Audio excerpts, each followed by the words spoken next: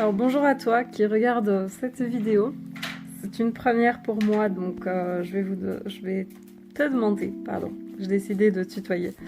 Je vais te demander d'être tolérant avec moi et de ne pas hésiter à me donner des conseils. Aujourd'hui, je voulais vous parler d'un sujet très sensible et très important à aborder. Il s'agit de la VEO, la violence éducative ordinaire. Donc c'est toutes les violences qu'on utilise pour éduquer les enfants et qui sont tolérées par la société. Donc ce sont des violences qui sont considérées comme des normes sociales. Et on a par exemple les claques, les humiliations, le chantage affectif et plein d'autres choses.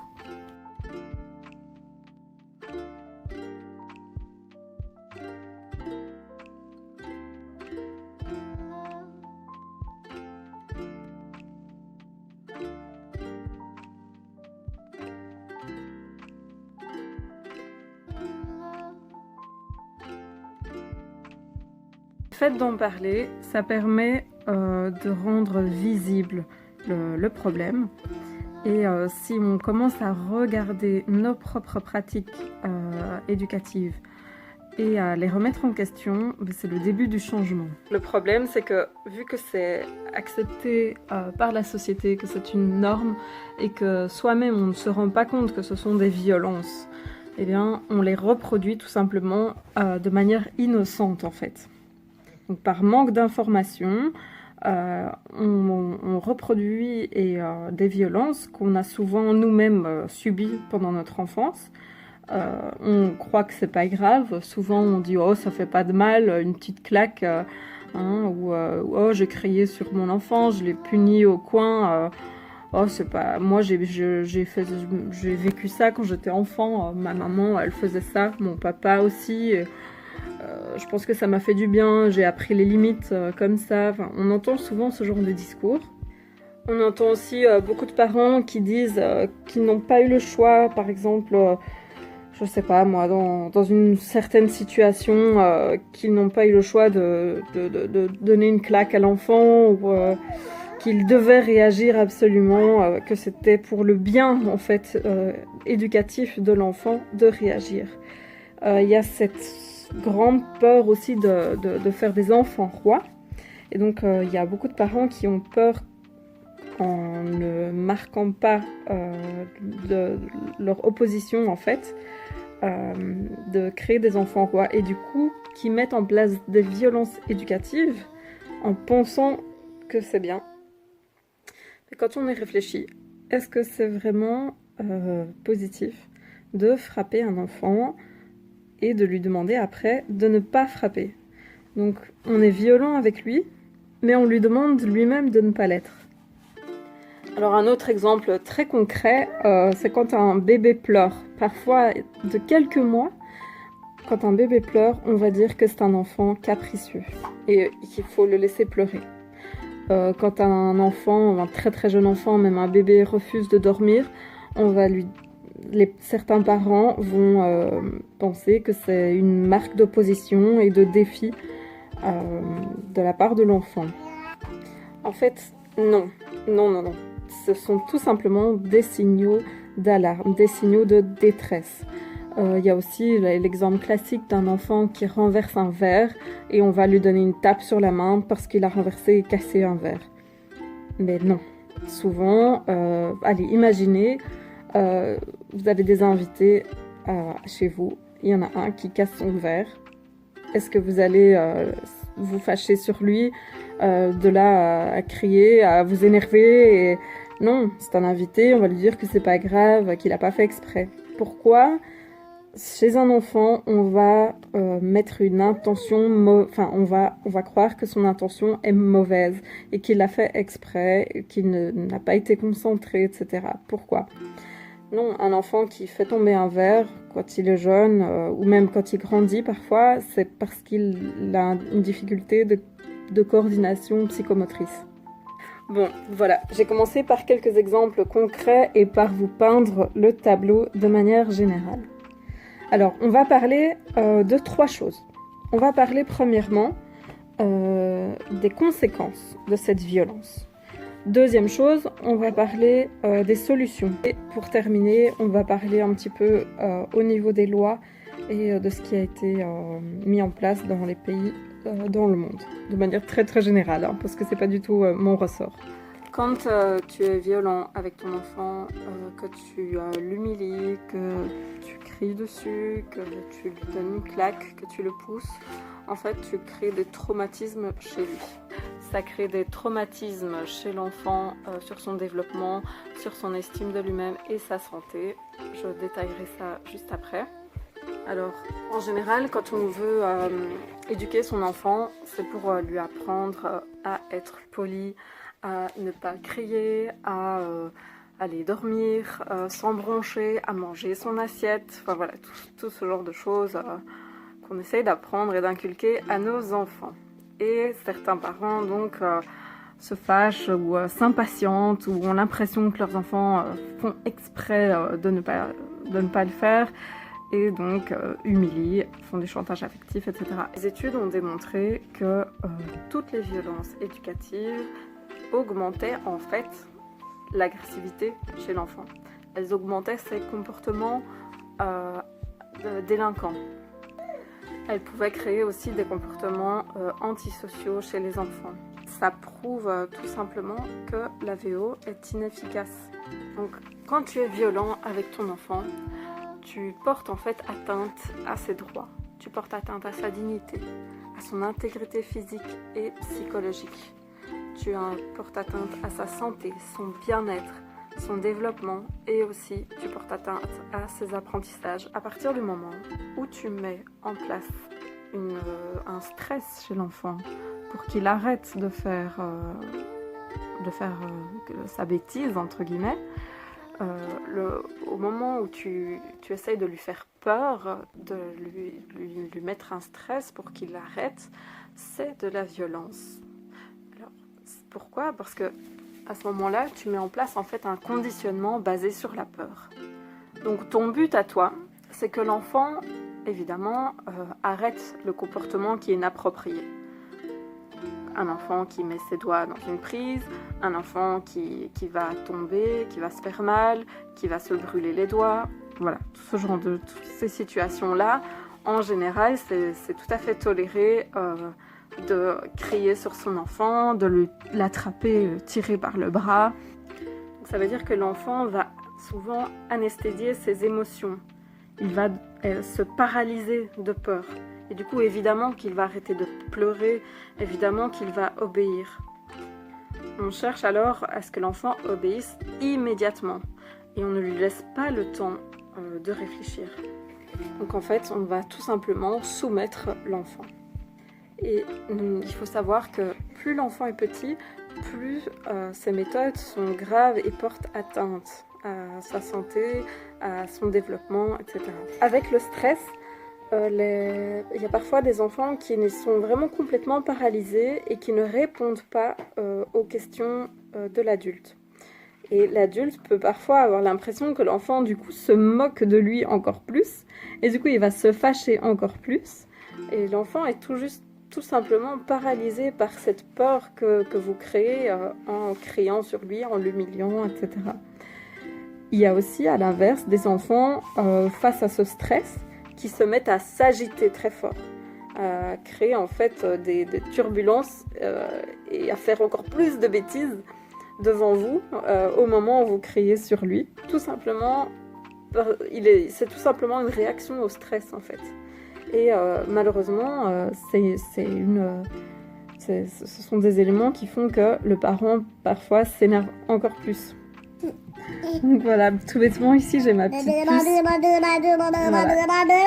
qui s'impatiente parce que je m'occupe de la vidéo, je m'occupe de te parler. Et elle demande de l'attention, en fait, tout simplement. Elle essaye de capter mon attention. Alors, qu'est-ce que je vais faire ? Inès, j'ai bien compris, ma chérie, que tu voulais que je m'occupe de toi. D'accord ? Mais tu vas laisser un petit peu maman encore. Ok ? Maman, elle travaille encore un petit peu.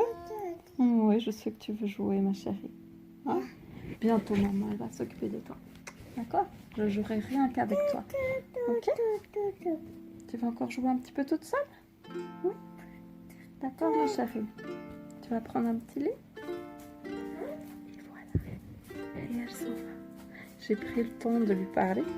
J'ai pris le temps de lui expliquer. Elle n'a pas encore 1 an et demi. Donc, elle ne sait pas encore parler. Mais les enfants comprennent plein de choses, même tout petits. Il faut répéter, répéter et prendre le temps. Alors, c'est pas la première fois, évidemment, que je lui explique qu'elle doit aller jouer, que maman est occupée. Mais vraiment, prenez le temps. Il n'y a pas besoin de vous énerver.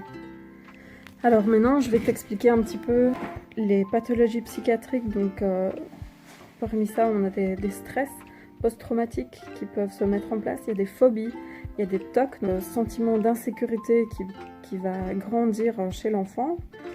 Déprimé très tôt, vers 5-6 ans. Des enfants qui se sentent très coupables, qui n'ont pas d'estime d'eux-mêmes, qui perdent confiance en eux. On peut voir aussi apparaître des troubles addictifs, donc être addict à l'alcool, aux drogues, au tabac, des troubles de la personnalité, des conduites à risque. Donc ça veut dire on va se mettre dans des situations de danger pour reproduire en fait le stress. Et il y a aussi, on observe beaucoup de suicides.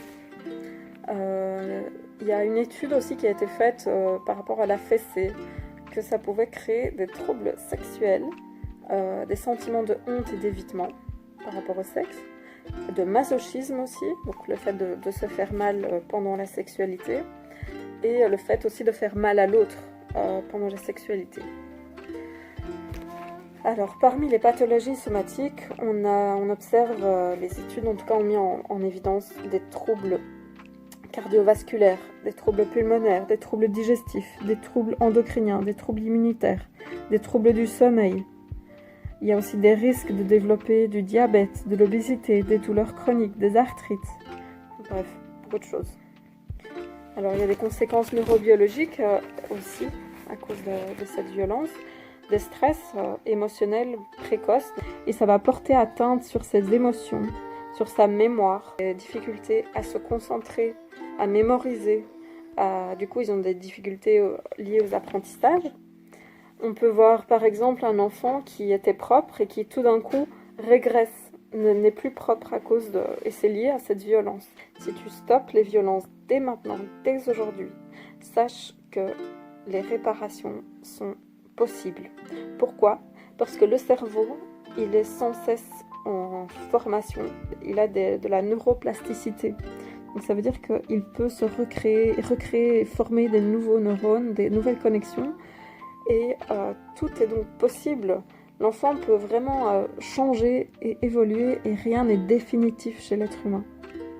Donc il faut 1. Stopper la violence et 2. Traiter les traumatismes. Et là je vous invite à aller voir des professionnels qui soignent tous les troubles, les traumatismes. Autant vous qui avez appliqué cette violence, parce que si vous avez éduqué votre enfant avec de la violence, c'est que cette violence est en vous. Et puis l'enfant aussi, il faudra... Alors il y a eu une étude par exemple qui a mis en valeur que quand on cesse donc cette violence, eh bien 8 ans après, si l'enfant n'a plus été exposé à la violence éducative, on peut voir que le score d'agressivité est aussi bas qu'un autre enfant. Donc c'est comme si il a pu effacer presque la violence en lui. Donc ça montre vraiment que y a de l'espoir et que les choses peuvent changer. Alors tous les troubles dont je vous ai parlé, quand un enfant présente ces troubles-là, on va souvent le qualifier malheureusement d'enfant difficile. On va souvent se plaindre de cet enfant et du coup on rentre dans un cercle vicieux de la violence parce que l'enfant est difficile, donc les éducateurs, les professeurs se plaignent de cet enfant, le parent entend les plaintes. S'il était déjà violent, ben, il va l'être encore plus. Et parce que pour essayer de corriger l'enfant, en fait, et tout simplement essayer que l'enfant obéisse. Et donc il va être violent avec. L'enfant va rentrer dans ce cercle vicieux de violence et s'enfoncer dans ces traumatismes. Et ça va être de pire en pire, en fait. Donc il faut vraiment mettre un frein à cette violence et la stopper. Alors, les solutions. Donc, les solutions, c'est l'éducation non violente, tout simplement. Donc c'est la discipline positive. Alors on utilise cette éducation en se basant sur les capacités d'empathie des enfants. C'est des capacités qui sont innées. On n'a pas besoin de leur apprendre à être empathique. Il faut juste valoriser cette empathie pour qu'elle se développe davantage et qu'ils utilisent ce magnifique outil. Alors tous les enfants ont un désir de bien se comporter. Tous. Cette éducation aussi, elle se base beaucoup sur le fait que les enfants, ils apprennent très bien. Énormément. Ils apprennent super bien quand ils comprennent les choses. Donc il faut leur expliquer. Ils comprennent très bien aussi quand on leur donne des exemples. Ils comprennent très bien en coopérant et en leur donnant des récompenses également. Donc au lieu de punir le comportement qu'on ne veut pas, on va essayer de valoriser le comportement qu'on veut. On va expliquer à l'enfant, non, c'est pas ça que tu dois faire, non, on ne peut pas faire ça. Et quand l'enfant arrête de faire le comportement qui est interdit, on va plutôt alors à ce moment-là vraiment le féliciter et lui dire que c'est ça qu'on attendait de lui. Il va être content, il va voir que vous souriez, il va voir que vous changez de ton dans la voix. Il faut essayer d'être expressif, hein. Le sourire, ça marche très très bien. Il faut savoir que les enfants n'apprennent pas du tout bien lorsqu'on les réprimande et quand ils sont dans les conflits. De manière générale, si tu vois que ton enfant va bien, il va agir bien. Mais si il est triste, s'il a peur, s'il est en colère, alors tu vas le voir faire des comportements mauvais. Tu vas le voir agir d'une mauvaise manière. Donc, à chaque fois que ton enfant se comporte mal et fait ce qu'on appelle une bêtise, il faut d'abord se demander, mais pourquoi? Quel est son état émotionnel? Est-ce qu'il a besoin de quelque chose? Est-ce qu'il a un manque quelque part? Voilà, il faut bien se poser ces questions-là et ne pas tout de suite mettre une mauvaise intention à l'enfant. En fait, tu dois tout simplement respecter ton enfant, ses droits, ses sentiments. Il faut écouter ton enfant, il faut essayer de communiquer avec lui de manière non violente. Comme je vous l'ai dit, en essayant d'écouter les émotions, en ne le jugeant pas, donc en ne mettant pas d'étiquette sur lui. Il faut donc protéger son enfant du stress un maximum, le protéger des dangers, de la violence. Il faut que tu lui offres un environnement sécurisé et cohérent. Donc cohérent, ça veut dire que toutes les règles que tu places, elles doivent être cohérentes. Ça ne doit pas être oui une fois, non le lendemain. Il faut que ce soit assez stable, toujours les mêmes choses, répéter donc les choses, et que ce soit logique aussi, prévisible. Donc il faut prévenir l'enfant. Compréhensible en fonction de l'âge de l'enfant. On peut faire participer l'enfant aux règles et aux tâches quotidiennes, le responsabiliser. Alors ton enfant aussi traverse sûrement des émotions qui sont parfois difficiles pour lui à gérer, où il fait sûrement des crises, où il crie très fort parce qu'il a peur, parce qu'il est fâché, parce que plein de choses. Donc c'est très important que tu l'accompagnes dans cette émotion et que tu lui apprennes petit à petit à gérer cette émotion. Et c'est surtout pas en criant et en punissant ton enfant qu'il apprendra en fait à reconnaître cette émotion et à la calmer et à l'adopter petit à petit et à la gérer. Alors quelque chose de très important aussi, nous sommes des exemples pour eux. Donc toujours se remettre soi en question. Est-ce que nous-mêmes, nous n'avons pas des gestes violents parfois? Est-ce que nous-mêmes, on ne crie pas à l'intérieur, dans la cellule familiale? Est-ce qu'on ne crie pas? Est-ce qu'on ne dit pas des gros mots entre nous? Voilà, toujours se remettre en question. Alors il faut savoir qu'il y a une convention, la convention des droits de l'enfant, qui a été signée par tous les pays du monde, sauf les États-Unis, donc au jour d'aujourd'hui. Il n'y a que les États-Unis qui ne l'ont pas signé. Et dans cette convention, il y a l'article 19 qui demande de protéger les enfants de toute forme de violence. Mais certains pays ont signé donc cette convention, mais ils ne sont pas conformes à cette convention. Donc il y a du boulot encore à faire. La Suède a été la première à abolir complètement la violence envers les enfants en 1979. Et les chercheurs ont vraiment mis en évidence que le fait de mettre dans la loi et d'appliquer donc cette loi vraiment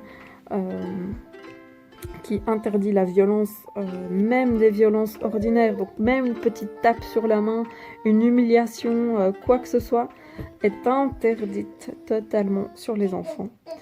Et on observe vraiment une diminution de la délinquance, une diminution des plaintes, une diminution de... Enfin, voilà, on voit vraiment que la VO, elle a fortement diminué dans ces pays. Et donc on voit une corrélation, donc le fait de mettre en place une loi qui interdit, clairement ça fait diminuer la violence. Alors quand ils ont mis en place en Suède cette loi, évidemment il y a plein de gens qui n'étaient pas d'accord, qui disaient oui mais attendez, donner une fessée à un enfant c'est pas grave, nous aussi on a eu une fessée, on n'est pas mort, etc. Enfin, c'est quand même fou, on peut même plus donner une claque à son enfant, on va aller en prison à cause de ça. Enfin, voilà, c'est des discours qu'on entend nous aussi depuis quelques années chez nous, et qui ont été aussi dits en Suède. Et en fait, même si les gens n'étaient pas pour cette loi interdisant totalement la violence sur les enfants, eh bien aujourd'hui les Suédois ont changé d'avis. Donc ils ont évolué, c'est rentré dans les normes le fait que la violence soit interdite. Donc, il faut vraiment que ça bouge au niveau des politiques et au niveau individuel, évidemment. Donc, nous, tout ce qu'on peut faire, c'est de la prévention, de l'information. Je dis nous, mais c'est vous aussi, c'est toi aussi qui me regarde là. Il faut absolument que tu analyses ta propre famille et il faut absolument partager des articles qui parlent de violence. Partager cette vidéo par exemple et essayer vraiment d'informer les gens autour de soi en fait pour qu'ils se rendent compte de ce que c'est que ces violences sont ordinaires, existent. Donc ces violences sont tolérées par tout le monde mais elles ne devraient pas l'être. Il faut vraiment qu'on change notre regard. Voilà, j'espère que cette vidéo t'aura plu. Alors, je sais que c'est la première pour moi et qu'il y a plein de choses sûrement que je pourrais améliorer. Mais en tout cas, c'était un plaisir de partager ce sujet avec toi. Si tu as des questions, si tu as des exemples à nous partager, je t'invite à le faire en commentaire ici. Je te souhaite tout le meilleur et voilà, à très bientôt. Donc, on va lire le livre après, Inès, ok? On va le lire après, d'accord? Maman, elle doit terminer sa vidéo. Oui, je sais que c'est dur, voilà, ça elle augmente, hein. Je sais que c'est dur pour toi. Oui, je sais que tu as envie de maman, oui, je sais. Hein? C'est long pour toi, hein? C'est long, hein? Oui, je sais bien que c'est long. Hein? C'est bientôt fini, d'accord? C'est bientôt fini. Après, on va lire plein de livres, ok? Oui? Après, on va lire plein de livres. D'accord? Allez.